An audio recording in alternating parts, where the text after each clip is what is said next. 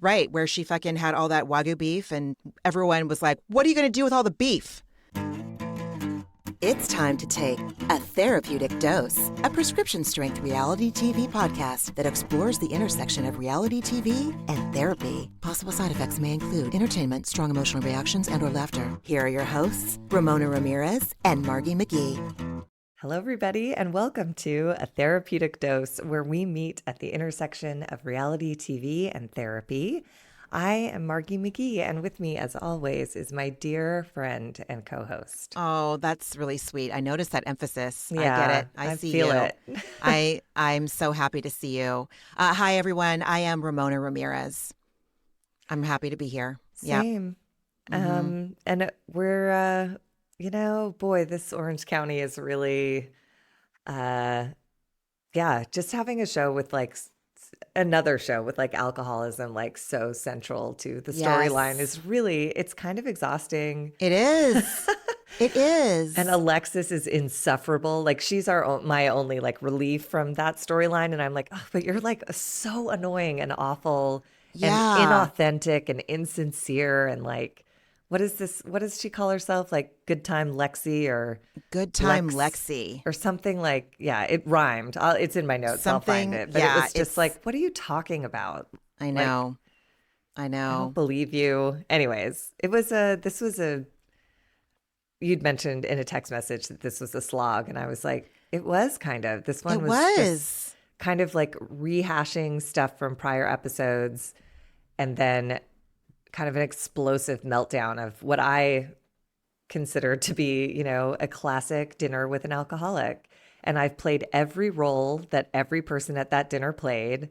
I've been the enabler. I've been the defender. I've been the distractor. I've been the dissociator. I've been literally every option available. I've been the recovery hero, when Gina was like, this isn't how you get what you want. But what's happening is the whole event revolves around the alcoholic. That's it. Oh my God, the dinner party right. isn't a dinner party. It's just about, and I've been the manipulator, Shannon, leaving and being like, why didn't anyone come after me? It's just become such this heightened clown show. And I think, I really was just dropping into holidays with my family back in the day and just really getting a good reminder of how totally, who I was before recovery in Al-Anon. I mean, Tamara's role in that whole, all the satellite behavior that happens, orbiting around the alcoholic, Tamara and Shannon were in my mind, the two contenders in the ring. And then the peripheral roles, the ones you just mentioned, they're not as egregious as Tamara's. Tamara was diabolical in that scene, dia-fucking-bolical. And I think she just knew everything she was saying, and she was just lobbing bomb after bomb at Shannon. And it was painful to watch. Painful. Yeah. Full E. Full E? Fully, fully painful. Yeah. I was like, what is E short for? It's just freaking my Gen Z. Yes. No, that was uncomfortable. And I sort of, we can talk through these scenes, but I wasn't deeply moved by much. It just felt like a big rehash of what's been going on since the beginning of the season. But speaking of Gen Z, I'm having a real Gen Z moment with my notes on an iPad, and I'm just flustered. I get it. I don't know how to deal with it. This is good for me. It's good for me, but I prefer paper. I do too. I prefer to read a book in a book form. I do too. Not on a Kindle. I don't like it. I'm the classic girl. Well, or it just old. It hurts to hold the iPad. I don't know. It's way heavier than a book. And I also just feel like I'm going to lose my place, or it's going to shut off, or I'm just I know. I'm so ill at ease around electronics. I'm like, what? You're in charge. You have all the power. I'm just going to hope for the best here. It's true. Technology, we are the bitch to the technology. You're absolutely right. 100. I can control the fuck out of some paper, but this iPad is going to do what it wants. Oh my God. I charged it fully, but I don't know. It's old. Maybe it'll last. Maybe it won't. We'll see what happens. Anyways, it's not. I get it. This truly is not why you called. I get it. So what is the title? I didn't look. The title is This is Real Housewives of Orange County, Season 18, Episode 5, Dinner Party Disaster. Not the best, but I guess the whole disaster of the dinner party spoke for itself. Yeah. So, practical title. Yep. And we start again with Heather and Terry. Didn't last week start with Heather and Terry pointing out their house? And this time, and I am so sick of this Disneyland paparazzi. I just do not care. Yeah. And the only reason anyone is going to care is because Heather is keeping it alive.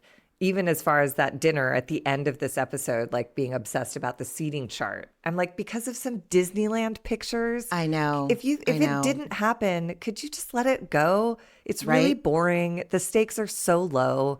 And like, I just don't care. So I agree. She starts by dehumanizing Katie and saying that Katie person. I noticed that. It was that Katie person.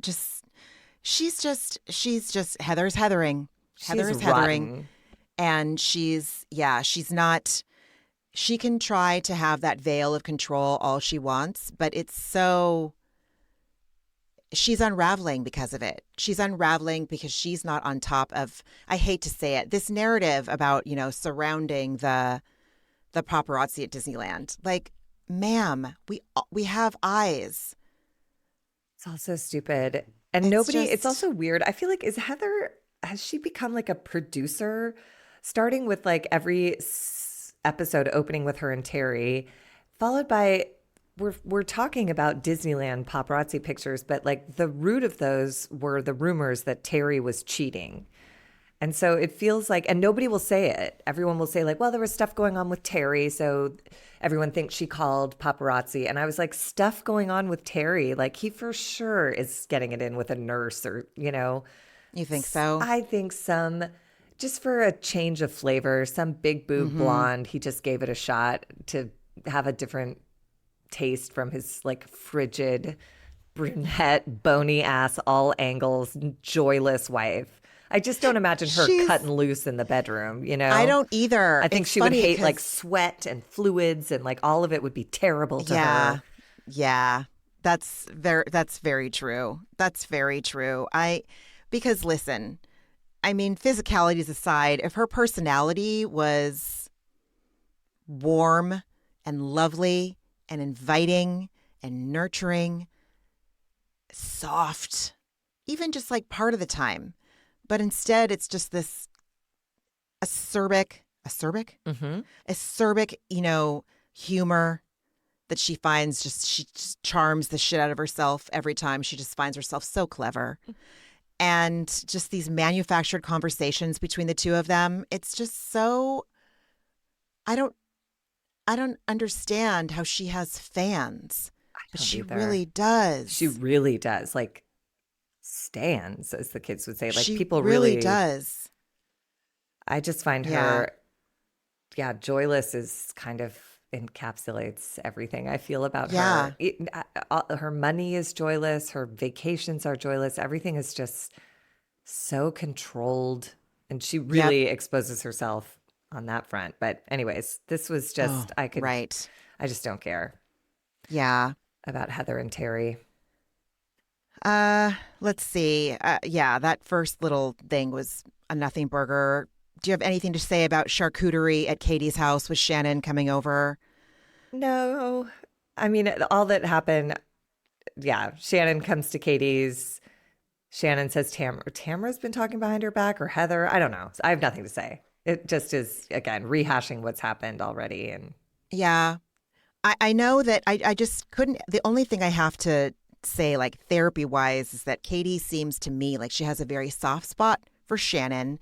And I think that speaks to Katie's capacity for compassion. Mm-hmm. Like there was no reason for her. She and Alexis, for all intents and purposes, while Alexis does have a history because clearly she was on the show as a cast member, years ago. She and Katie are both kind of entering this fold as newbies. Clearly, Alexis's revamped personality, or she's on some sort of emotional Rumspringa since she's now free from the, dictatorship of Jim Bellino, which good for fucking her, dude. Like, I don't care how gnarly you are. No one deserves a Jim Bellino. Well, you know what? That's not true. There's a lot of women that I could say, you know what? Water seeks its own fucking level. Go have some fun. You guys go get on one of the things at one of his little jumping playgrounds. Have at it. I don't give a shit about certain people being with him. I'm sorry. I'm already bringing it down. We're 10 minutes in. Look, water sought its own level when she was with him. You know what I mean? And then it didn't raise much, but John Jansen is a slightly less. Yeah, it's not hideous. It's not any better. It's just a different flavor. Yeah. You're right. Oh, vaya con Dios, Alexis. Emily and Tamara take a walk on the judgy side of the beach. They are there's nothing like, listen, I love watching these women talk behind castmates' backs sometimes, but all I could think of over and over is just let the mouse go. We get it. We've been talking about Jen's financial situation now for the last 3 episodes. Stop it, Emily. This is a distraction from you dealing with the underlying issues behind your obsession with the gym and your external stuff and your desire to get Shane inside of a gym, when in actuality, bringing balance to your lives isn't just about the gym. Bringing health into your lives is about bringing mental health and coping mechanisms into your everyday life too. It's not just how fast you went on the treadmill or how often you hit the gym. So, I mean, I weirdly appreciated Tamara in this scene because Emily goes in on Jen and Tamara says, well, she can't just sit at home and look at her empty bank account. Like, Ryan paid for it. So, and I was like, yeah. It just gets boring to hear Emily like make jabs about sunglasses. I agree. It's not even like they were talking about Jen's problem. Emily was just being a bitch. She was just being mean. And I was like, this is boring. You've already done this a bunch and it was never funny. It's still not funny. I agree. But I thought it was telling Emily's confessional where she said, I have a problem with women who want other people to pay their way and don't want to put the work in themselves. And I don't think those two statements always go together. Mm-hmm. I think there's plenty of people who want other people to pay their way. And if it doesn't happen, they will put in the work. And I'm not writing Jen off yet. Like, she doesn't really have a choice. She's going to have to find a way, and I think she will. But this is all like brand spanking new. Exactly. And that's what's so frustrating to me is that, Tamara is speaking from her past. Emily is speaking from her past. But Jen's past is apples and oranges. And it's, I hear myself like, it's not Jen's fault. Like, right. Obviously, once our respective prefrontal corti are developed, we all have choices. But if this is what the arrangements were her whole life, and she didn't know any different because maybe her mom did the same thing, maybe clearly Will's her mom did the same. Right. Like, this is what she knows. And it just fucking happened. She'll get there. And do I agree with her choices, like about the yoga studio and all that crap? Like, probably not. But again, she's not even defending her choices. Right. She's just saying, like, these are the facts of what's going on. I didn't expect these to be my circumstances. I don't know what the fuck to do. I have no skills. I don't have a resume. I've never worked a day in my life. Like, what do I do? Instead of making fun of me, why don't you fucking sit down with me and get me on LinkedIn? Exactly. Why don't you spend, an hour helping me write a cover letter instead of bitching about sunglasses and how rich you are? And like, it's just so rude.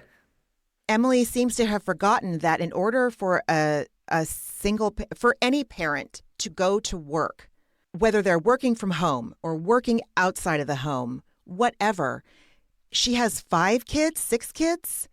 Maybe a couple of them have their licenses. Dawson probably has his license because he's 17. Kids need to be picked up from school. They need to be taken to school in the morning. Emily has access to childcare. Don't her in-laws live literally across the street from them? Or they live they're close in by. the same. They're very close by. Emily probably has on-demand childcare that she can easily pay for. Shane, who's taking care of the kids. Ryan is not a reliable guy, and I think Jen knows that. I don't think she's trying to let him take over raising her babies. And so it's like, I don't, comparing Emily and Tamara, comparing themselves to someone that doesn't have what they have and what they seem to have forgotten comes with it, is so fucking gross and lazy to me. It's lazy, and I just continue to be disappointed by Emily. Continue to be disappointed by her. Same. Yeah, she's a real letdown this season so far. Yeah. I mean, go back to the Dubrow breakfast with bacon with a side of pre-planned conversation, and Heather is showing us how relatable she is by having the eye masks on while she's, having breakfast with Terry, and Terry asking her, Heather says, why did Gina allow that to happen? Saying, Heather didn't like Katie talking about the paparazzi stuff. And this is the controlling part. It's like, what do you mean? Exactly. How did she allow it to happen? Katie's an independent, autonomous adult. She did what she did. But I do understand that Gina knew about this in December and could have alerted Heather. But, as Katie rightly points out at some point later, she says, Gina is so direly, desperately afraid of disappointing Heather. So I think Gina just tried to hide everything. And that's not a fucking friendship, which Emily rightly points out later, Right. It's not a friendship. To me, I think that it is, their dynamic is, especially for Dubrow, it is a feature, not a bug. Like, Gina really is just, Heather and Gina have negotiated like this silent negotiation with some sort of, dynamic of codependent minion daughter to controlling puppet mastery mom. I know that sounds a little drama, but I'm just trying to paint a very extreme picture of what's, in my mind, what's going on. It's like Lala to Vanderpump is Gina to Heather this season. That's what it seems like. And it's just, but the thing is that I think Lala knew it. I don't think Gina's in on it. That's the thing. Gina isn't smart enough, or her Heather rose-colored glasses have her not seeing what is happening. Gina just desperately wants to be with the rich girls. So she will do anything to please Sutton, which was why she pursued a friendship with Katie. And now she's in a tough spot because pursuing that friendship with Katie has led to a rift with Heather, who's also a rich person. And she already has some history with Heather. So now which ultra rich person do I please? And she's clearly trying to please both. And she'll just send Katie packing. She doesn't care. It was really unpleasant. So unpleasant. Yeah. And then Jen and Gina arrive, and Heather dismisses Terry, telling him, we're having a Galentine's Day. And I just wanted to puke. And then she offers face masks. And I'm like, this just feels like the least fun way to spend a morning. But whatever. Yeah. Agreed. And Gina apologizes for what she calls the Katie stuff. And Heather goes, well, now I'm just confused and irritated. And I was like, same. And Gina starts backpedaling and saying, I'm still getting to know Katie. I didn't expect this, blah, blah, blah. It was just it's just Heather, Queen Heather and her tragic court. Yeah. It was not. Yeah. It was not a fun Galentine's. It was not a fun Galentine's. It just, yeah. Are you talking about the scene where Heather says, when she's like, it almost seems like she was giving a really passive aggressive kind of permission to Gina to be friends with Katie. I felt kind of the opposite. I felt like she was telling Gina, don't be friends with Katie. And if you do, because, I wrote Heather controls Gina into stopping friendship with Katie, saying, I'm not telling you not to be friends with this girl. I will say she's showing you her character. So you should make whatever decision is best for you. But that is something to know that, and what is implied by her character is, from Heather's perspective, she's a bad person. She's a gossip. She's a bitch. So make whatever choice you want. But know that you're consciously getting into bed with someone who has all of these terrible qualities, and I see you. So do what you want, Gina. Exactly. It's like, that's not, Jesus. It's so controlling. It was, yeah. Yes, exactly. Yeah, like we talked about a little bit earlier, like pinging back and forth, we're all pinging back and forth. So Emily and Tamra, we return back to their little beach walk, and Emily says Gina stands by Heather no matter what. And it's true. Like, okay, this is what I thought of. Like, Heather has minions, and she has friendly acquaintances at people that probably like to go to her parties because they know they're going to go home with some sort of holy chic branded swag bag. You're going to get a light lunch, a gluten-free light lunch, or Nobu. Remember, she had Nobu at that party that fell apart. Right, where she fucking had all that Wagyu beef, and everyone was like, what are you going to do with all the beef? That's all the fans were like, that's all of us were saying when she did that. But I think Terry is probably her friend / ally / business partner / whatever arrangement they have going on. I do not want what Heather Dubrow has. I don't even, not even super fucking officially, not even a chance to go through her closet and raid her handbag collection. I don't want what she has. And I actually feel bad for her because I don't see her having friends with anybody other than Terry. Mm-mm. And that if sucks. She loses him, she's that would be truly tragic. I do not wish that for her, because she has, then it would just be Scrooge McDuck. It would just be her and her money. Because nobody else knows her. Nobody else. Yeah. That's how it feels. Yeah. Sad. But Emily says, sorry, go ahead. Oh, go ahead. Yes. No, you. Mm-mm. Go. I know Emily says that Gina will call her out on things because they're real friends, but she doesn't do that with Heather, and she walks on eggshells. And it's like, I probably didn't even have to say that out loud. We all see it. Everyone who watches this show sees it, I think. But yeah, it's whatever, Gina. Do what you got to do. Her priorities this season are very clear. Oh, yeah. So. And I did think it was interesting that Emily and Tamara both seem to be convinced that this behavior of Katie's, benignly reporting that Heather called the paparazzi on herself, they both think this is enough to push Katie out of the group.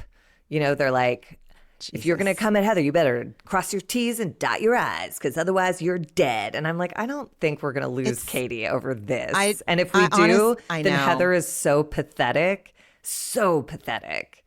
If you're really going to get someone fired for a Disneyland prom picture, then that's your life. That's who you are. So take down. Oh God, she is such a straw man and a paper tiger, and I don't know. Maybe they see something we don't see, but we've been watching this woman for I don't know how long. No, she's rich and connected. I think Gina's friends with her because Gina's in real estate now and wants rich people to buy and sell homes, So I think she doesn't want to lose Heather because that could be her, connection to big commissions. I don't think anyone's authentically friends with Heather Dubrow. And I think Heather knows that and likes it like that. Oh, God. Really? Yeah, I think that she always probably controlling. Interesting. I'd die. But my priorities are my relationships, my close relationships. Yeah. I get very sad when I can't see my people. I get very sad being away from them. And I don't know if Heather experiences that. And that's why I don't want what she has. She doesn't want to be seen and understood the way like you and I do. That doesn't fill her up. Money fills her up. Damn, dude. That's it. Yes. I know. Anyways, on to the most disappointing, tragic 15th anniversary pizza party. It was weird. Yeah. Pizza weird. Outside. It looked like a quasi-casual, I don't think it was exactly like California Pizza Kitchen, which, hey, I love a fucking CPK chopped salad. I am always down to go to CPK and get that chopped salad. But for 15 years, I don't know. It felt a little like low rent for the Real Housewives of Orange County. Yeah, it did. Anniversary. But it also feels in alignment with Shane. And speaking of Shane, exactly. Emily launches. Oh, sorry. Go ahead. No, just you're right. Like if his idea of dinner always includes a Diet Coke and some fries, and so where are they going to go? They're not going to go to Nobu and get Diet Coke and fries. And maybe they went to dinner somewhere fancy and we didn't see it. Like I doubt it, dude. I know. They seem a little sick of each other. But Emily launches their 15-year wedding anniversary dinner by saying, "I didn't see you at the gym today." And immediately, now steeped in al-anon, I just was thinking about, in al-anon, they teach you can make a suggestion once, and beyond that, you're being controlling. And I was just like, because we've heard her make this suggestion a bunch of times, and to open your 15-year anniversary dinner by passive aggressively noting that he hasn't gotten his body in the same shape as her. I just was like sad for both of them. What a terrible way to set the tone. I agree. But and then because I had that same reaction, and I'm trying really hard right now to practice not being full judge, jury, executioner in all situations. And it's like, okay, if my husband had like really painful, palpable chest pains just a couple months before, I wonder if I would have that same kind of energy that Emily has. I don't think I would. I mean, look, and it where she's coming from makes total sense. It was just sad to me that they showed up at a pizza place and the first thing she does is nag him about the gym. Yeah. After 15 years of marriage. And clearly he was in a mood to be like kind of sweet, which was weird. But yeah, I mean, the only thing for our purposes that I really took out of the scene was that, Shane reports that he says nice things about her to the kids and tells them that they're lucky to have her as a mom. She's a good mom. And Emily says that she feels like she's broken the cycle of bad parenting. Yes. Because her parents were divorced. They didn't talk to each other. They didn't co-parent well. And I thought that was nice because it just is a reminder that whatever you grow up in is not your future. It's not a sentence. It's just. No, it does not have to be. It's the first example you see, but it doesn't mean that you're resigned to that, and she really has done a nice job, And I do feel like even if they break up, she would find a way to co-parent and she would be communicative with him. And, I think so. She could do it differently top to bottom. So that was nice. I don't know if, again, this could be just residual shrapnel from watching The Bachelor and The Bachelorette for so many years, but this stigmatization of divorce, I don't care for that. Like that, I understand that I can understand if you come from divorced parents, but it's like that you don't want, and it's obviously a very painful thing. I don't think anyone wants that kind of disruption. And that's the best case scenario. I know some divorces and custody battles can be very contentious. I'm not saying those things aren't things that you want your kids to not have to experience and or overcome. I fully understand that. I don't like it when it feels like people have to make excuses for coming from divorced parents. Like it's a negative. As if it's a failure on their part or a failure on their part. Right. All you can do is try. That's all you can do. Right. And the fact that divorce is 50, 60% of marriages now. Yeah. It's like this is something that we need to, it's like it's not a sentence. It's not a judgment. It is just we are fucking human beings and marriage is complicated. Can be. So, and it's probably a healthier world we live in when people who are in marriages that are no longer functional get out of them. The reason, in my opinion, the reason the divorce rate was so low for, leading up into like the 80s and 90s when it started to become more the norm, I don't think those were healthy relationships. I don't think people were like dying to go over to this couple's house as they ice each other out and snap at each other and cheat on each other and like whatever. I think we've just gotten to a place where, I don't know, there's more there's more options to live authentically, and divorce is a trauma for everyone involved. Yeah. It is. Yep. And that's not to be minimized, but it's not to say that like you can't have a different outcome, or at least you can try for one. And Emily has made nice progress from where she came from. I agree. And that's all any of us, I think, ever want as people that come from dysfunctional, toxic homes. Yeah, everyone wants to break that cycle. And kudos to the both of them. It takes work. It takes choices, and it takes work, and it takes time. And, but Emily needs to ease back from the fact that like the answer to everything is going to the gym right now, because it's just not. Anyway. I was very flummoxed by Emily's reaction to her gift.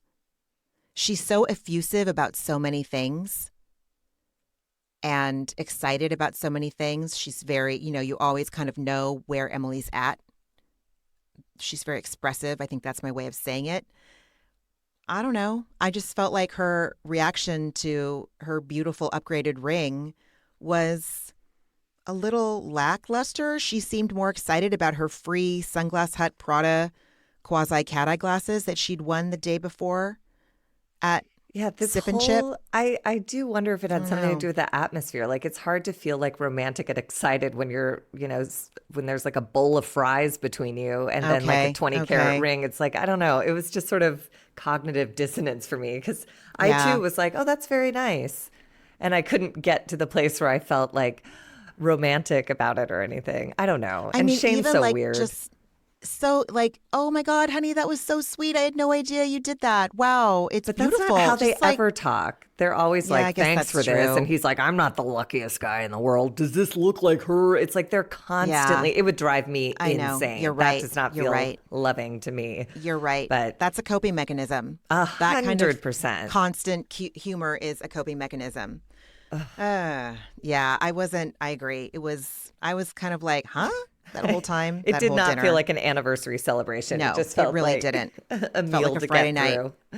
Yeah, exactly. And then we go on to, if my notes are screwed up, just tell me, because again, they're on an iPad and I don't know what's happening. Sure. Is the next scene Katie and Gina meeting for? Yes, it is. For breakfast or snacks or something. Coffee, I don't know. And it opens with Gina droning on about this Travis situation that, again, she created, and I don't feel sorry for her. And I don't feel anything for her. So I was just like, can we move past this? Because her tone of voice gets all like this.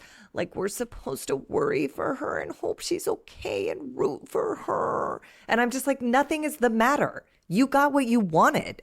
She's trying to convince I don't believe Travis tried to break up with you. Yeah, you're sending your kids there for, like, I don't, just stop. I know. Just let this, talk about let the mouse go. Like, this is not a storyline, Gina. Let it die. It's fine. Whatever is happening is fine.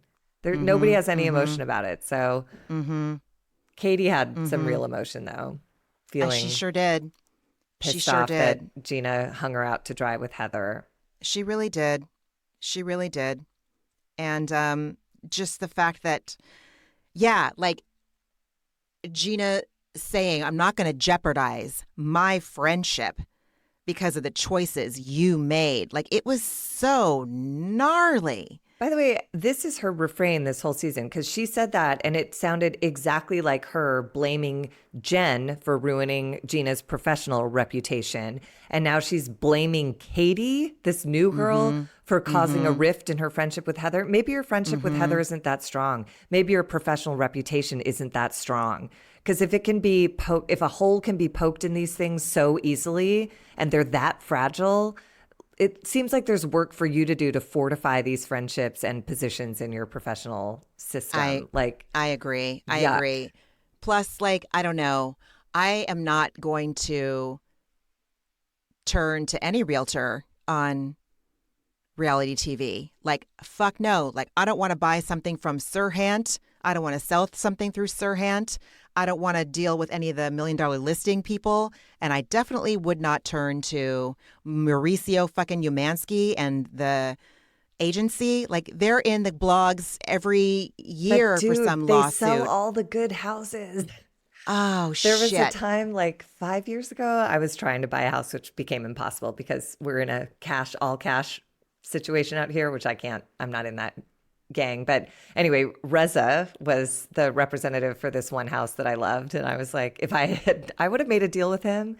And I honestly, I think about it all the time, how like if I get to the place where I want to buy my actual dream house, I would contact Josh Flagg because he loves 20s and 30s classic Los Angeles architecture. He believes in keeping these properties intact and not razing them to the ground to build these disgusting modern atrocities. And I believe he would know. I believe he would know where the right house for me would be in this town. And there was even an episode of $1 Million Listing a season or two ago where some woman in that whatever in the $3 to $4 million price range, which is slumming it for Josh Flagg, he took her on because he liked her and he liked what she was looking for. She wanted a classic Los Angeles house, and he would work with someone in that price range. Anyways, so I think about it all the time. And I know he's an asshole. I know on a personal level, people have lots of problems with him. But as a professional, he's been literally doing this since he was 16 years old. The man knows every house in the city, in every area that I would ever want to live in. So I agree 100%. I completely agree. You're absolutely right. You're absolutely right. And that is what I love about Flagg. I love that about him, that he would look at Terry and Heather and be like, Cary Grant walked through this house. What the fuck are you doing? Yeah. Like, make some upgrades, but don't knock it down to the studs, especially after you wax poetic about it. Every new house, like on the block around the corner from yours, looks exactly the same. And that's an Altman house, a Josh Altman kind of a vibe. Yeah. I can't stand it. Hate them. I can't. And it's like that's the only kind of new construction going up anywhere, it seems like. It's like a fucking farmhouse like the Vanderpump Kids have, or it's the glass and wood boxes that Altman and that his are just crew are selling. Cavernous, like wine cellar in the entryway kind of houses. That's like, what is this? It's just a performance piece, and it has no character. And 20 years from now, 5 years from now, it'll be over. Yeah. Anyways, you're right. And also, good luck buying a house here that isn't being sold by the agency. Really, it's a game of Monopoly, and they won. Every sign in front of every house. Like occasionally you'll see like a Keller Williams or a Berkshire Hathaway or whatever. Right. No, Hilton and Highland are all far west side now. Like the agency is interesting. Like Los Angeles, Beverly Hills, West Hollywood. They have it all. It's nuts. Anyways. Jesus. So much more interesting than this coffee date with Katie and Gina. I just couldn't believe it when Katie starts crying over how, over the situation, and Gina is just shocked. She's just thinking this whole breakfast or this whole meeting up until Katie starts crying is just this like fun banter, I guess, this fun like check-in. It was just, I thought it was very serious, and Gina was just very casual about it. Gina was trying to be Heather, and it didn't work. And Katie is not Gina. Katie is a whole person. And I felt so bad for her. She's the new kid. Mm-hmm. One of the cool kids came over and said, like, hey, hang out with us. And then brought her over to the group and said, look at this fucking moron. Can you believe it? Yeah. Like, it hurt her feelings. And I loved Katie for saying, Gina was like, I just want to put this behind us. And Katie said, this might not be okay for a while. And I was like, yes, you never hear that on these shows. And I loved her for that's real life. Like, I've been in situations, where I've hurt friends, and I know we're going to be okay when they say like, I need some time and space from you. And my whole heart breaks and my soul collapses, and it's the worst feeling ever. But I also know that they're serious about trying to figure out how to move forward, and, and I'll wait. And it's all, the last one I remember happening was like 15 years ago, and we recovered and we're friends now. And, I made a mistake. I stood her up for a show because I was with a boy. Disgusting, tragic. But I came clean, and she said, I remember her saying, what did she say? It was so profound. She just said like, this isn't cool, and I'm not going to be okay with this for a while or something. And I was like, that's devastating, and I love you, and I appreciate everything you're saying, and you're right. So I'll be here. And we all came back around. So Thank you for sharing that with us. No, seriously. I appreciate that. You know, the whole arc of it. Yeah, no, and I'm grateful. Yeah. It was one of those moments like relatively early in recovery where like a real thing happened and I told the truth in the way that aligns with the principles of 12-step rooms and sat in the discomfort and it fucking worked. We found our way back to a new friendship and and I had to earn her trust back over time and I did. Yeah. So anyways, I love that. Me too. Very clean, very clean. I had the same note. Katie exemplifies good mental health by saying that it might take a while and it might be uncomfortable. And I was like, holy shit. This is like probably one of the most realistic sentences we've heard this entire, 5 episodes in, not bad. And that floored Gina too, because Gina thinks that I'm the veteran cast member. So this girl's just going to be like, okay, thank you for letting it go. Right. And she was just like, no, you're not, I don't live my life by the call sheet. Jesus. Then we just continue our descent into al-anon. It's a little training session between Shannon and Papa Gene before we slide into that dinner party. So I don't know about you, but like the minute I saw that gigantic pour of red wine at lunch, I was all, Shannon don't fall far from that tree. I don't know. Maybe it's just a big glass of wine with lunch. But as the scene goes on, we learn it's not. Well, and it's also just such a stark look at like what being raised in alcoholism does to normalize alcoholism. Yeah. And look, I don't know if she's an alcoholic. I don't know if he is. I'm just saying based on my experience, the feelings that came up for me were the same ones that I would have when I was an adult, not yet in recovery on my own. I would notice what my dad ordered and how big the pour was, and I would comment on it as a way to bond because you don't have anything else in common. Yeah. He likes drinking more than anything else, so that's a fun thing to talk about. And hearing this whole narrative that Shannon gave us about like, we were just a fun family. Did we have like a giant jug of Chablis? Yeah, everyone did. No, they didn't. No, they because didn't. I thought everyone had like a case of wild turkey in their house at all times until I went to other people's houses and I was like, oh, your dad doesn't drink or he has a beer or something. He doesn't like rattle ice cubes and pour 150 proof alcohol on top of them. Dude. Fuck's sake. Your dad doesn't have a jug of vodka, the one that looks like a bleach bottle that you have in your laundry room. Your dad doesn't have a jug of vodka that big or a fucking jug of Ernest and Gallo red wine. Yeah, dude. Seriously. And then seriously, the bizarre mental twist she tried to sell us on of this thing where she said basically she grew up in a house full of booze, but she claims I didn't see it used as a coping mechanism.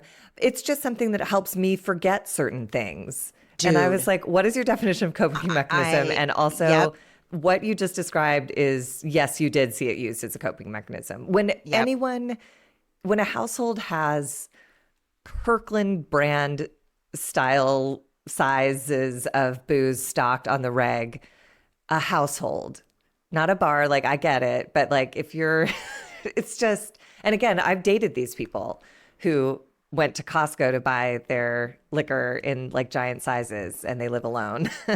Like that. Yeah. That really should have been a warning sign. But I can say in my experience, I have not met someone who drinks like normal people who buys their alcohol in that way. So whatever. In Costco. So, yeah, exactly. And that's the thing. That's what we're saying.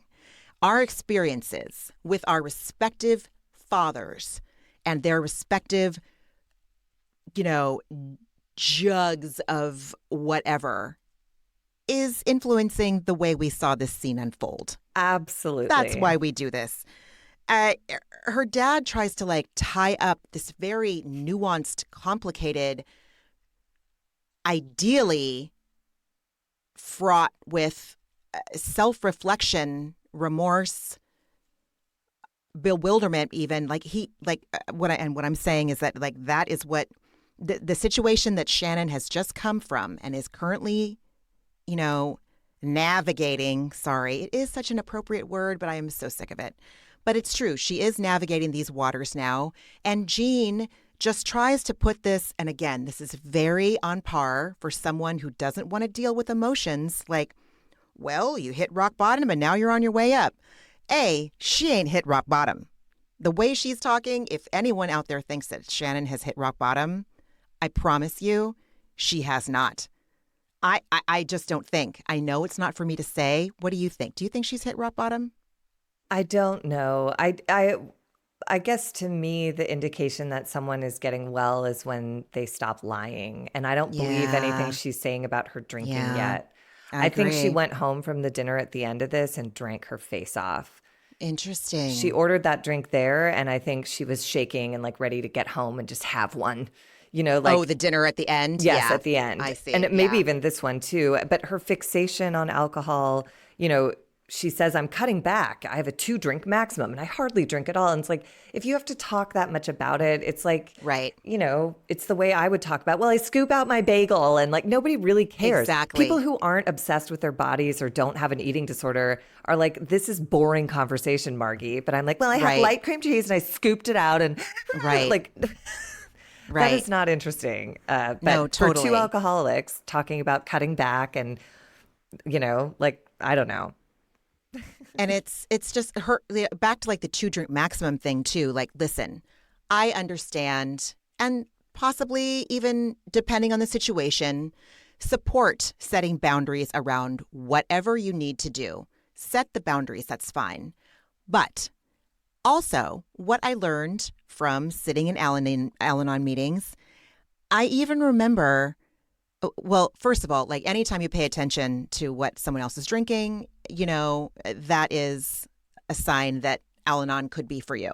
Number one. Number two is when the alcoholic or the person, the problem drinker, starts making these arbitrary boundaries in quotations, that is a sign that they are some Al-Anon literature, I remember distinctly saying things about some alcoholics will think that if they change their drink of choice from like a hard liquor to a beer, well, that's better.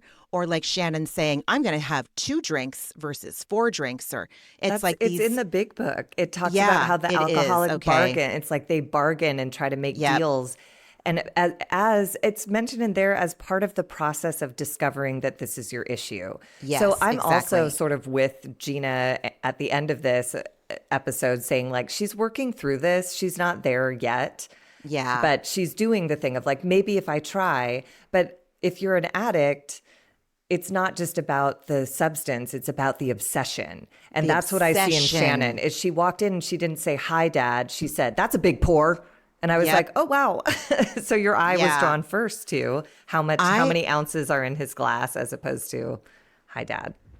The other thing, too, is that I think that the big pour thing is like, oh, God, I've got to like call this out before the people watching call this out.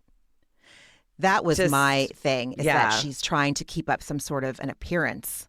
And again, it's just too much consciousness of alcohol. Too much consciousness. It's like Heather being too conscious of Disneyland pop. All of us have forgotten / don't care. But if that's what you're focused on, then it's an indication that like something is amiss. Yeah, totally. Then we learned that Shannon shares with her dad that John Jansen is threatening a lawsuit, and Jean will not have John Jansen suing Shannon. And he said, go for the jugular. No, he didn't. He said, go for the juggler. He said, go for the juggler, not jugular. He meant jugular, but the way either he was slurring or he has an accent or something, because it just made me laugh so hard. He was like, you got to go for the juggler.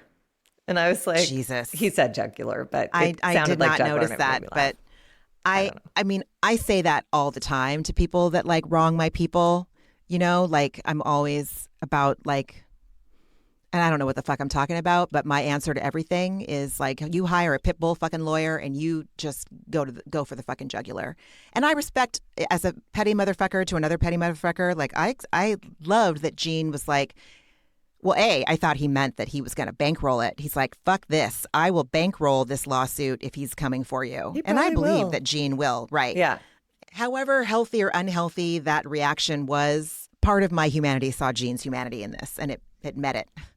It's so interesting because I totally hear that. And I appreciated him being in support of her. But my immediate al-anonic reaction is like, this isn't reliable. He doesn't know what he's saying. He won't follow through. Like, you can't depend on this. That's a nice offer. But, you know, either the next time I call him, he'll say, like, you're a failure and you're the one who chose to date this person. Good fucking luck. Figure it out your fucking self, asshole. God. Or I never said that. Or it's just like, I'm so on high alert when there's like someone who's drinking bothers me, making any kind of proclamation. I'm like, I don't believe anything you say, positive or negative. You can't be trusted. Margee, that's how I left that scene. Shaking my head slowly in like disbelief that, yes, you're absolutely right. You're absolutely right. I just didn't even consider that to be a fucking possibility, but you're absolutely right. He's not my dad, but I had that whole sequence of feelings where I was like, yay, oh, wait. You know, like my God, my hero, wait a second. He's never. Oh my God, you're absolutely can't rely right. on him to come through. Holy crap, you're right. Oh. Anything else to say about that scene before we move on to Tamara and Alexis? No. Like, okay. These two are just, this is where I wrote insufferable. Both insufferable. of them. For people that don't know the history of Tamara and Alexis's relationship, it was contentious at best. Tamara hated Alexis, and she was cruel and never missed an opportunity to A, let Alexis get under her skin, and B, just she viewed Alexis as being the weaker of the two of them, in my opinion, and she was an easy target. And now Alexis does seem like she has more confidence, more of her own voice, like she's more playful. Like, as annoying as it is, she is definitely different from like the timid quasi Gimbolino mouthpiece, you know? And I understand she was coping in that situation, in that marriage with him. But the fact that they are like this chummy, but it's only because they both share this like insatiable bloodlust to just humiliate, shame, and take Shannon Beador down in as ugly a way as they can is disgusting. It is disgusting. Tamara is disgusting. Tamara is disgusting, including her. I just caught a look of an all caps note I wrote was, what is Tamara's Chippendales confessional look? That was terrible. Was that? It was cut to me, of that top was so odd. And then it had almost what looked like it could be a propeller, you know, the little bow tie at the top, and then like it was a rose that looked like a cuff. It was insane. She looked crazy. It was like, to me, it reminded me of, you know, when you see like the old pictures of the Playboy Club, the waitresses wore the little black strapless, you know, little onesies. It looked like a strapless bathing suit made out of taffeta. It looked like one of those uniforms, but reimagined by Alexander Wang, which would be fucking perfect because he's disgusting. And like, it was just, it was, oh my God. It was like distracting. It was like a halter, but it came in too tight. It was awful. So then it looked like a bolo tie leading up to her. It was just like, anyways, I don't even know what she said in her confessionals because I was like, what is she wearing? I was so confused by it. It was awful. It was an awful, awful look.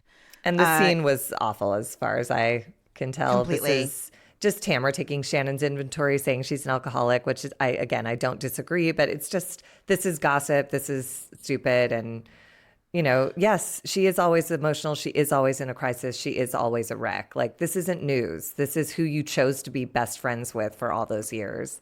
So, like, you can turn your back on her now, but, like, I'm not going to go like, yeah, Tamara, you were really wronged. Like, I agree. That was the relationship dynamic. And if you've outgrown it, cool. But, like, you don't need to stomp on her while you know. I agree. The one thing that, like, stuck out to me is that, you know, the way she's going on about alcoholics and hearing these words come out of her mouth sound so foreign and incongruent. Technically, she is making sense. Technically, that is what you and I have learned through therapy, understanding like how the family dynamic is set up in an alcoholic home, and also what they say in 12-step literature, like al-anon. And at rehabs, like, God, I don't know how many fucking family weeks I've been to where we've learned the same thing. It's a disease. It's all of this stuff. But because her motivation for sharing these things about Shannon's alcoholism is coming from this really, it's not coming from a genuine benevolent place. It's coming from this place of judgment. So her words are technically sound and technically correct and technically what you'd probably learn if you were learning how to be a drug or alcohol counselor. Coming out of Tamra's mouth, it seems like bullshit because she's saying them without a motivation of true compassion and understanding for Shannon.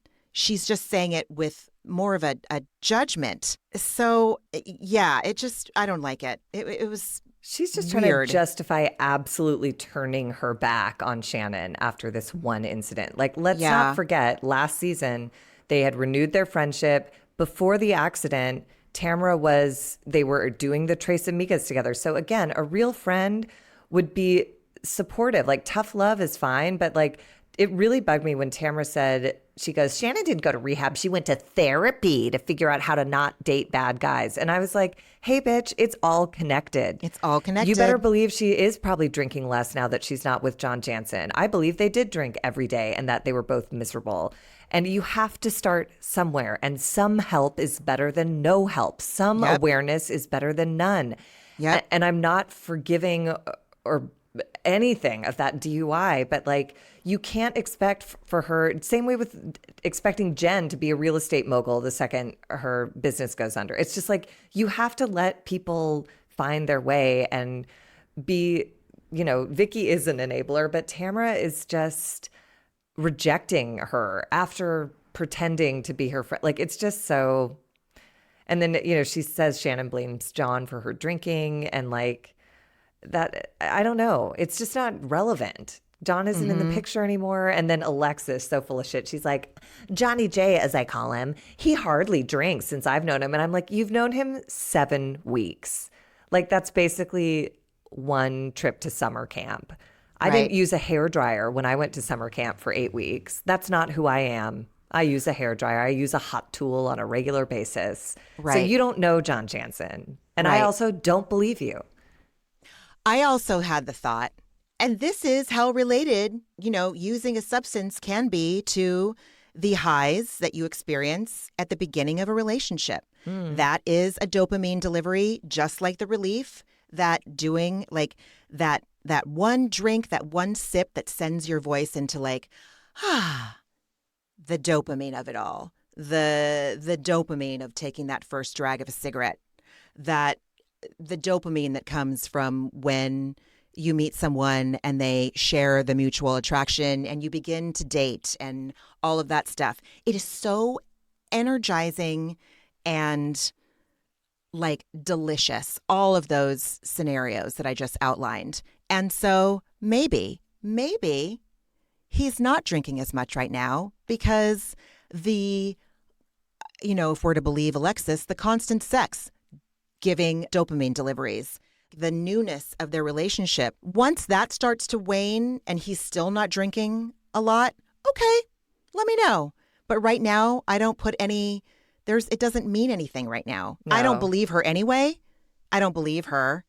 I think he's probably still drinking more than socially, and whatever. But I think that it's within the realm of possibility that he's just transferring another dopamine source. Well, everyone does. I mean, one of the most helpful things one of my first therapists told me was that the first 3 months of any relationship are chemical. She said, enjoy it. Do not make any long-term decisions based in your first 3 months. Because, of course, I had gone through that engagement breakup and the next person I was with, I was like, this is it. He's wonderful. And she's like, give it 3 months. And that relationship made it 2 years almost, I guess.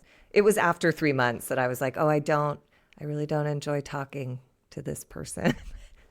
Because all the talk before was leading up to, it's just giddy excitement, like Totally. getting ready to like sweat the sheets. Like it's just Totally. a chemical response until that fades. And Alexis and Johnny J are still very much in that chemical 3 months of, you know, where you just, Yeah. And like even at the end of the scene, like even Tamara is buying it. Like they compare Shannon's years-long relationship with John Jansen to Alexis's like weeks-long relationship with John Jansen. And Tamara like marveling at how different it is. There's no thought at all. There's no considerations of anything going on other than just believing everything that Alexis is saying face value. And Shannon told us last week, like she said, John is doing everything with Alexis that he did with me. He's taking her on the boat. He's love bombing her. He's like, this is what, and I've been in that situation too. And I didn't realize it until I was out of the relationship. But I was with someone who set aside Margee McGee Mondays to have dinner at this one restaurant. And then when we broke up, I saw someone, the person he was dating posted on Instagram, like, meat-free Mondays with my boo or whatever. And I was like, oh, it wasn't about me. He likes going to this restaurant on Mondays.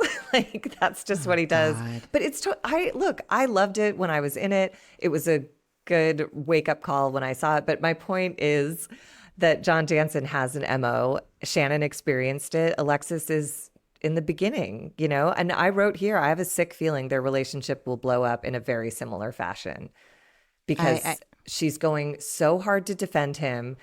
This will cause investment bias. She will stay with him too long and it will all implode. You know, alcoholism is a progressive illness. Like, I don't think John Jansen is a sane drinker. Fuck no. And I don't have high hopes for him and Alexis Bellino. Like, oh no, I don't either. Absolutely not. I don't want to say I dated a John Jansen, but I was in a relationship. I don't know if it was like a year or two.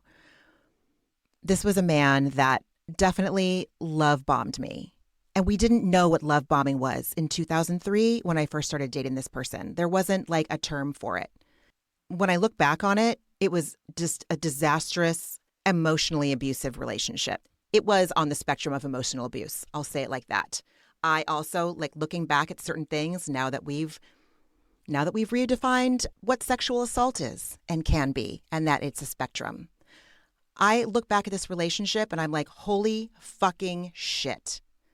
And so the fact that we now have like terminology to explain the toxicity of love bombing, it's like, that's what he's doing. And that's what he did to Shannon. That's what he's doing to Alexis. This is what this ex-boyfriend of mine did. This person was someone that, like, my sister and my mom were happy to see me happy. But they told me after we broke up that if he had done anything like propose, that's when they would have stepped in and said, hell fucking no, dude. So thankfully it never got to that point. But this person actually tried to like friend request me on Instagram. And I was like, are you fucking kidding me, motherfucker? Like, ew. He still gives me the shivers. Disgusting. Anyway, so that was my long-winded way of saying that as times change, as we, you know, as more nuances and more manipulation practices are given specific names, acronyms, whatever, I am so grateful to be able to reframe confusing situations in my past with this new terminology. I'm so grateful for that. I really am. And so I encourage, well, never mind. I don't need to go off on that. It doesn't matter. I just see, like, on Reddit, I see a lot of like people in Gen X. Well, back in my day, everything didn't have to be like called blah, blah, blah. It's like, so fucking what? We're all out here trying to navigate the previous generations, like generational trauma legacies that they passed down. And also no one raised us. Gen X was left to fend for ourselves. So we didn't like learn any language or have any, you know, we just sort of, everything that happened, we just kind of fielded it because that was just sort of the culture. That's what you did. Right. At the time. Right. So yeah. And it can't hurt, you know? No. Like, and I also, even with all of this language, gaslighting and manipulation and love bombing and all these things, I've still made bad choices in relationships. Totally. Still made bad choices. Yeah, so I mean, we're humans. I have more awareness about like what bad choices I'm making, but it doesn't stop. You know, you grow at the rate you grow. You know? You what do. Are you gonna do? Aye. Anyways. So just, I don't really have anything to say about what Gina says in this next little blip. She's talking to her son who's going to go sleep at Travis's. Like, what is really going on? And that's the thing, is like she tries to make it sound like all casual and normal as if it's been going on for years. And I'm like, you are traumatizing your kids, and they are doing what kids do, which is like trying to be cool with it so their parents aren't upset and that they're good little kids. But like, I was confused, and I'm a whole adult when she was like, do you have a toothbrush at Travis's? It's like, A, you should know that. B, why am I going to Travis's? Like, what the fuck is happening? I know. Okay. It was really, that scene was all of 10 seconds, and it really made an hour-long impression on me. Yeah. And then I needed to ask you about the next scene, because you're a fashion person. Is it okay to put all of your dresses on the bed and then put your shoes on top of your dresses? I am disgusted by thank God. That. I was disgusted. I also, when we talk about what we watched later on in the episode, I watch a lot of Summer House, and Kyle Cook is constantly with his fucking shoes on that bed, and I am disgusted. He lives in New York. There is nothing but dried pee and dried shit on those streets that he plows through every day. Rat shit. I don't fucking know. I am trying so hard to be that house where you take your shoes off when you come in, and for the most part we are. But like, the shoes on top of the dresses, on top of the bed, it's a fucking biohazard now as far as I'm concerned. Well, and she put this I don't put suitcases on the bed. But even just the shoes on the dress, like the pink shoes were on a white dress. When you pull those shoes up, there's going to be shoe goo on the dress. I was just shocked. Right. I didn't understand. I agree. Unless they were all brand new shoes, but they didn't look it. I don't understand. It was. Anyways, I'm glad you were gross. horrified. Oh, I was I'm mortified. Like, okay. Just mortified and grossed out for sure. For sure. Oh, so dinner party time. Yeah, we arrive at the dinner party, Gina's party at Benny and Mary's. And Josh missed the name of the restaurant when Gina first walked in.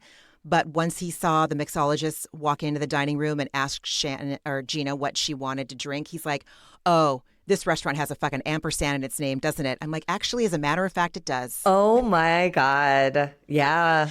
That restaurant was trying so hard to be like quasi Portland, like 10 years after Portland started doing it, 15 years after Portland started doing it. And it's like, I don't know. It was hilarious to me. I love the wall covering though. I love that green crocodile. It was a pretty embossed actually like lovely design. I like that dining room for Orange County. The first thing that, I found disturbing was Vicky and Shannon in the car on the way there. And Shannon is looking at her phone and realizing she can't travel to Mexico for 10 years if she has a DUI. And Vicky just is the ultimate enabler. And she's like, oh, you can just drive to San Diego and I'll pick you up at the border. And I was like, yeah. She's immediately followed by, are we whooping it up tonight? And Shannon like fumfers and is like, oh, well, and Vicky tries to cover and is like, you can whoop it up without alcohol. Cut to the dinner where Vicky is like, have a drink. You're not driving. Like, it's just so much. She's so misguided bullshit. So, I mean, they both are fulfilling that role for the other one. Like, yes. Vicky wants desperately for Shannon to whoop it up with her so that they can. It's a Dos Amigas promo. It's a Dos Amigas promo, right? And she's just does not give a shit that is the absolute wrong thing. The last thing that Shannon should be doing right now. Shannon knows that and still goes ahead and orders. Like she created that scene in a lot of ways, God. Just don't have a drink. You really can't have a drink for one night on camera. You're on camera with people who are looking at you. I know. And you order a vodka? What are you doing? But maybe that's why, is she wants to subvert that paradigm. She wants to whoops. Go. I know. I mean, God. Anyways, we are back at the restaurant and Heather is obsessing about seating because she's still so bothered by the Disneyland paparazzi fiasco that she needs to not sit by Katie or Gina now. It's just stupid. And Emily and Gina in their confessionals talking about that. And I'm like, you guys created this. These little things. Gina, you're why Katie and Heather can't sit next to each other. Emily, you're not why you can't sit next to Jen. Like, look in the mirror, ladies. God, no. I know. I mean, there's a lot of like vamping to get into this, but basically, you know, we get into the dynamic of dinner with an alcoholic, and starting with Vicky gives Shannon permission to drink, saying, "You're not driving, you can have a drink." And Jen says, "Shannon doesn't need permission." And Vicky says, "Yeah, that's what I said. She doesn't need permission." And I was like, oh God, everybody's losing it. Shannon orders a vodka, and then there's like a record scratch. Like Tamara says, "Oh, an alcoholic should have a drink." And then there's just utter silence. And I don't know if you saw the body language, like eyes cast down, cast members just sort of like being still. And I was like, that's what it's like when your dad starts to come undone or someone calls him on his behavior. And then it's just the parade of, you know, people who have a seat in Al-Anon should they choose it. Vicky's the enabler, Tamara's the aggressor, Jen is the defender, Emily's the defender saying, "I think she's changed." Gina's the recovery icon. Katie and Jen are dissociating. "Your dinner looks good. So does yours." It's like, oh my God, trying to avoid this happening. Shannon is rationalizing it by turning it on Tamara. "You went dead weight at Nobu." And then Heather just trying to distract, saying like, "She looks great though. She looks great." Like she's an alcoholic with a DUI. Like, and then Shannon, the ultimate alcoholic move of just manipulation, that a big emotional outburst, storming out, and then waiting in a corner for someone to come see you and being pissed off they didn't do it in the right time or the right person didn't come. So that whole moment was like real familiar. Oh my God.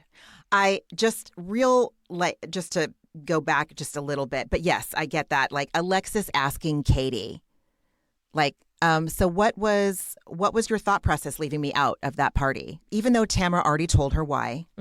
So she's just there to bring some fucking drama. She knows why. She is dating John Jansen. Why do you think? Don't be an idiot.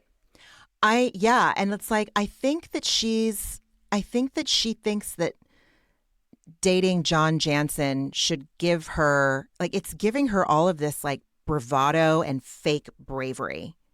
It's her whole identity on this show. I said it last week. I'm like, I don't know anything about her except that she's in a relationship with John Jansen. I don't think that she would be this bold if she wasn't trying to like bring the danger. I don't believe it's real. I don't give a fuck energy. I think it's like she always thinks that having this John Jansen thing behind her is making her have this power that she really, it's not, don't pit.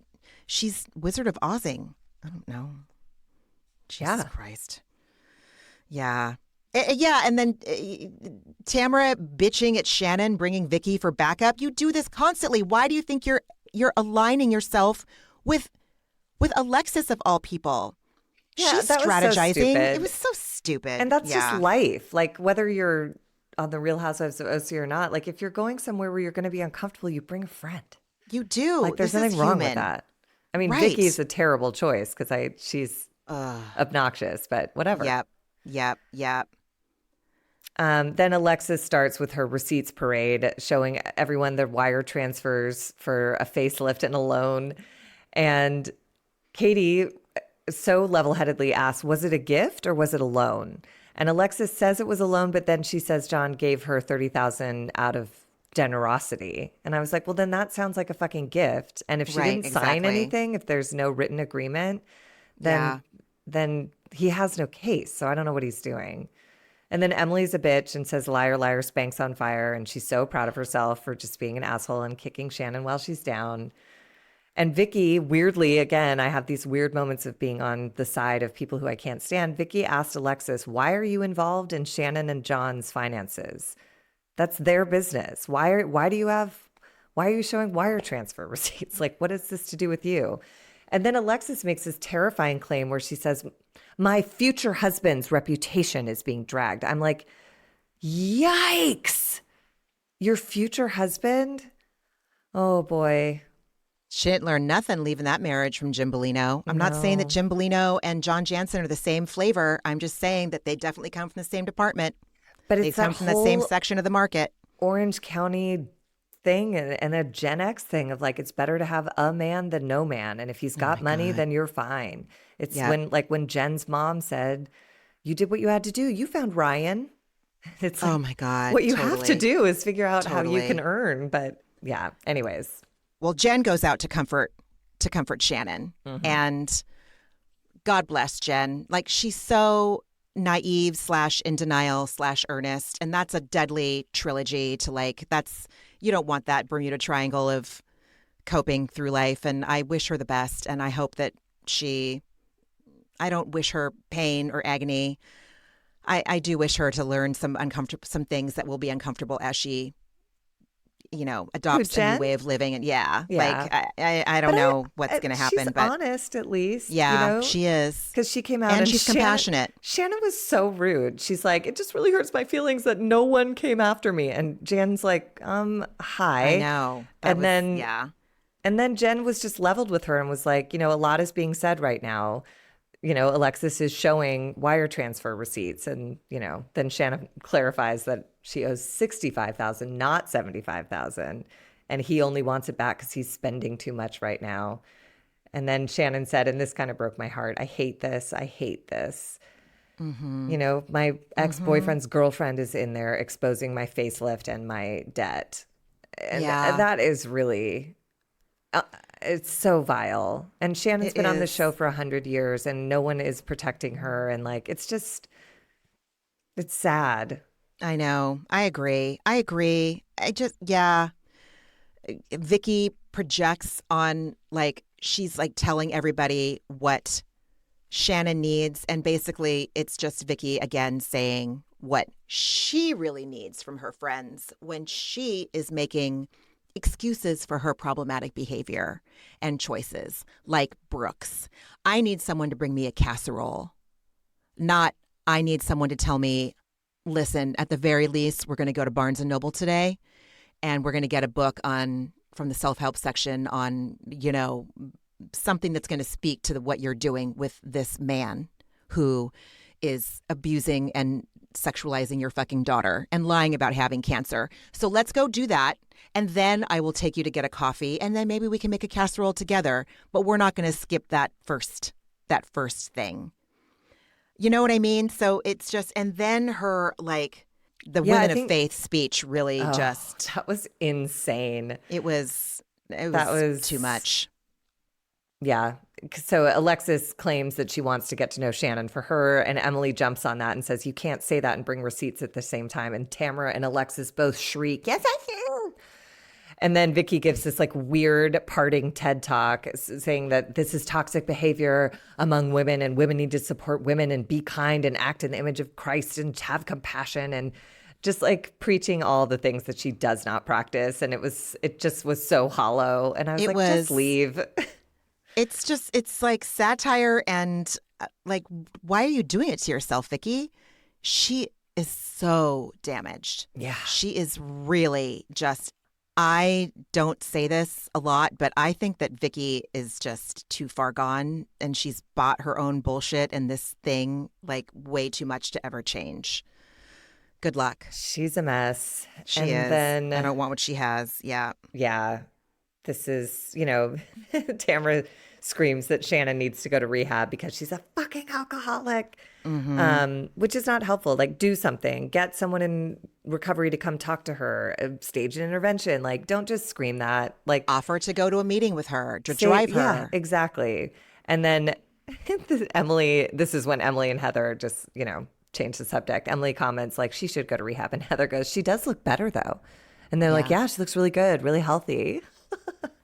And I was like, oh, God, it's so uncomfortable. Being around an alcoholic is so uncomfortable. It is.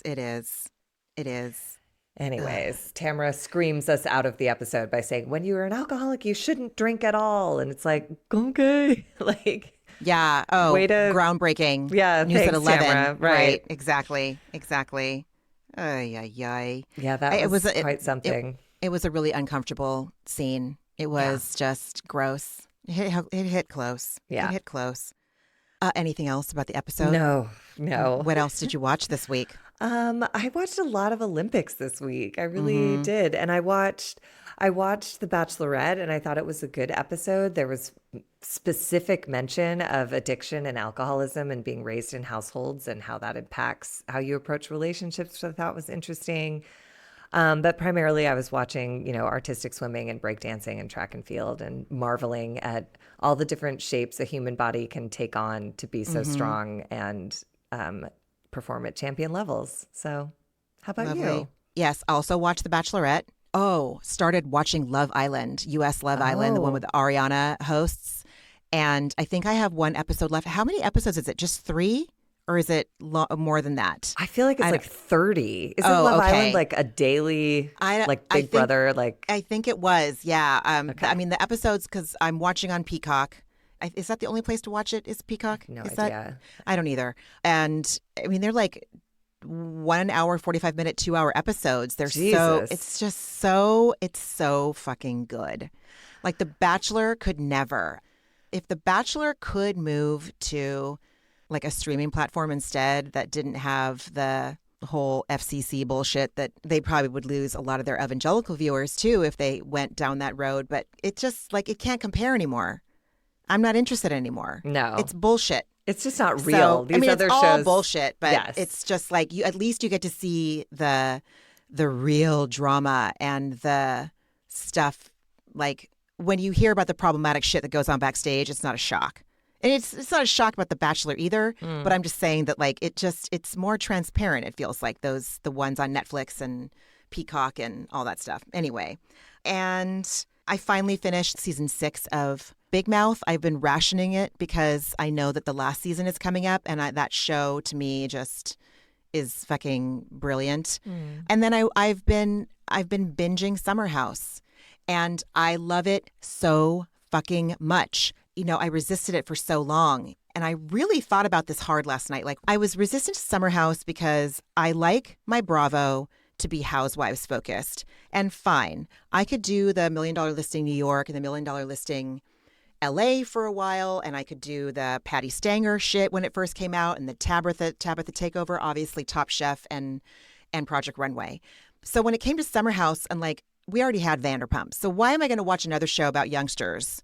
I don't care. Show me the big closets. Show me the good outfits and the rad trips. And so I resisted it for a long time, and everyone loved it. I didn't pay any attention to any of the cast when they came in the blogs. I don't know when that show started, 2015? Long time ago. I remember when Tiger King first came out and everyone was watching it, and I was just exhausted hearing about it. That I just put up a blog and I was like, I'm not watching this fucking show. I can't handle I'm being bombarded with Tiger King content constantly. And then when I finally watched it, I was like, holy shit, this is so good. But it came up at the perfect time to watch it. And this, Summer House is the same way. I watched season 8 because it felt relevant to this podcast because of Carl and Lindsay and Carl's journey in his recovery. So going back, and I just started season 4. And so Kyle has proposed. Amanda knows that he's cheated at least 2 times. Kyle's shoes have been on the bed more times than I can count. And it's fucking disgusting. And it's I'm watching her depression manifest, or I'm watching the manifestations of her depression at the beginning of season 4. I recognize myself all over it. She isn't helping clean the house, depression. She isn't helping do the job that she agreed to do with Kyle regarding Loverboy, depression, possibly ADHD. Again, I am projecting hardcore. I got so depressed when I first moved in with Josh. It was a combination of ADHD and just never seeing it coming, never seeing that huge life disruption being a catalyst for depression. It could only be a catalyst for joy, right? I'm getting everything I want. But I didn't see it. It was bigger than me. So seeing all her behavior in myself, it's just making the show really interesting to watch. The fact that they've had the same fight over, usually spurned by Kyle's drinking, really makes me so fucking uncomfortable. So uncomfortable. My point is, I'm obsessed with Hannah. Luke is so ridiculously like good looking. I can't even believe it. I want to say I know nothing about these people's problematic behavior. If any of it has come out over the years since this show started, I haven't paid attention, and I'm purposely not Googling anything because I just want to watch it all and then I'll learn it. Believe me, I'll educate myself on these people like after the fact, but I just wonder what it would have been like to like navigate my 20s and my 30s like Hannah does, like so confident, like insecure but confident, and like she just seems very healthy to me. Watching her, I'm so fascinated. And I know if I find out stuff about them and it's shitty, I'll be really disappointed. And that just speaks to my naivete when it comes to these shows. But I'm obsessed with Summer House right now. Obsessed. It's great. And what a great time of year to watch it. You're like it's peak season for. It's so good. Yeah. And what was your antidepressant this week, friend? You know, there were a couple. The Olympics really, like, I was heartened watching them. I just really enjoyed it. I love, Snoop is just like the best version of a human being I've seen in a while. Just like fully present, fully relaxed, fully surrounded by all different kinds of friends and people, and lightly high all the time, I guess, which leads into my second antidepressant, which is I had to take my mom to get an MRI, and my mom has never had, like, she's tasted hard liquor, but she's only ever had white wine in her life. And she was given a Valium to help her stay still during the MRI. And she had the time of her fucking life. And good for her. It's been a real stressful time, and there's been lots of health stuff going on. She's been poked and prodded by doctors for months now. And just to see her, like, she was so relaxed, and when she was getting out of the little machine, she was like, I may have discovered something here. And I was like, how was it? And she was like, I don't give a shit. Like, she just was so relaxed. Yeah. And the doctors were like, you did great. We found, I think we got some good pictures. And she goes, for my Christmas card. Oh my God. Like, that's it was hilarious. like, everything was slow and sweet, and I don't know. It was just fun to see her relax. It's been a very anxious time for everybody. Mm-hmm. And 0.5 milligram of Valium really gave her a break. And that was, I'm not promoting drug use. I'm simply saying that for an 82-year-old woman who's been going through it, she got a couple hours off of being stressed out, anxious, That's and great. upset. So hooray. Everyone needs a break. Everyone needs a break. I'm really happy to hear that. Yeah. That's good. That's good. How about you? I went to Portland last Friday, and I was there until Wednesday and just had some really nice solo time with my sister and my mom and my niece and my friends. And it was fucking great. And I took care of myself when I got home, so I didn't get that little, I got a little bit of that dip that you get when you're back to your life after. Not that my life is bad. I'm just saying that, like, my soul, body, mind really needed that time with my family. And the dip wasn't as bad as it's been in the past. That's what I'm trying to say. So that's really good. That was my antidepressant. Yep. Lovely. Yes. Well, everybody take really good care of yourselves. Yes. And we will talk next week. Maybe make part of your self-care this week an act of altruism by rating, reviewing, and subscribing, and making sure your downloads are turned on. I bet you'd feel really good after that, because it would make us feel good. I'm manipulating you guys. I'm so sorry. No. Make that choice if it feels harmonious to you. But yes, please take really, really good care of yourselves. And Margee, it's lovely to see you as always. And I love you. Happy to love see you always. We'll be back next week or later this week to discuss season 6 of Orange County. Until then, take really good care. 6. Yeah, episode 6. Episode 6. Yes. Did I say season 6? Yes. I'm like, we're 18 years into this bitch. No. Episode 6. All right. On that note, bye everybody. Bye. Ramona and Margee are obviously not doctors and do not provide medical advice. Their content is intended to be used for entertainment purposes only. It is not intended to be, should not be interpreted as, or used as a substitute for medical advice or a diagnosis of any health or fitness problem, condition, or disease, nor a recommendation for a specific test, doctor, care provider, procedure, treatment plan, product, or course of action. My mom is a doctor.